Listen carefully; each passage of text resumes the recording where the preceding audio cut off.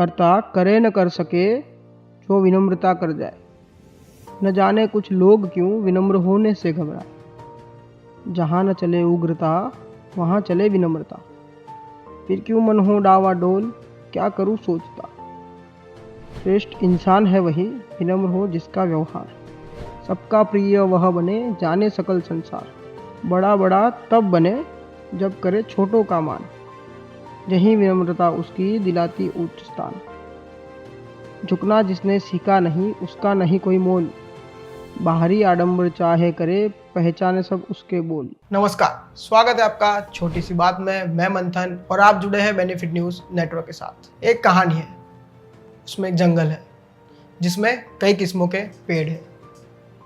सागवान के पेड़ अपनी मजबूत जड़ों और बड़े कद के कारण बड़े मजबूत रूप से जंगल में खड़े हैं।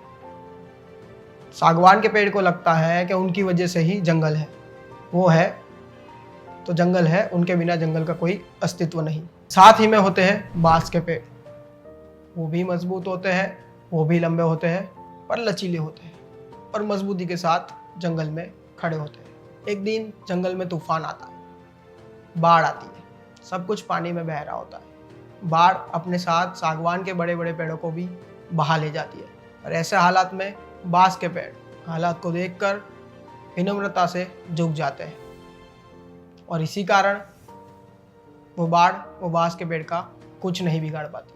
बाढ़ और तूफान के जाने के बाद बांस के पेड़ फिर खड़े हो जाते हैं।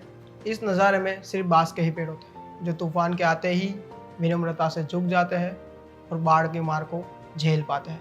कहानी में बात इतनी सी है कि सागवान के पेड़ को झुकना मंजूर नहीं था। ताकत, कद और लंबाई बांस के पेड़ों में भी थी, पर समय के चलते वो झुके और विनम्र बने और ऐसे हालात में खड़े रहे। बांस के पेड़ों में विनम्रता का भाव था। उन्हें पता था कि हमारी मजबूती कुदरत के आगे कुछ भी नहीं। ऐसे ही जीवन में हम कितना भी ऊंचा मुकाम हासिल क्यों ना कर लें, पर जीवन में विनम्रता नहीं तो कुछ भी नहीं। विनम्रता अपनी सार्वभौमिक वास्तविकता को स्थापित करने का एक पवित्र रास्ता है। इस ऊल जलूल दुनिया में 10 सिर वाले दिग्गज बहुत मिल जाएंगे, मगर विनम्रता का भाव वाला सिद्धार्थ मिलना मुश्किल है। तरक्की कीजिए, मुस्कुराते रहिए, मगर विनम्र रहिए।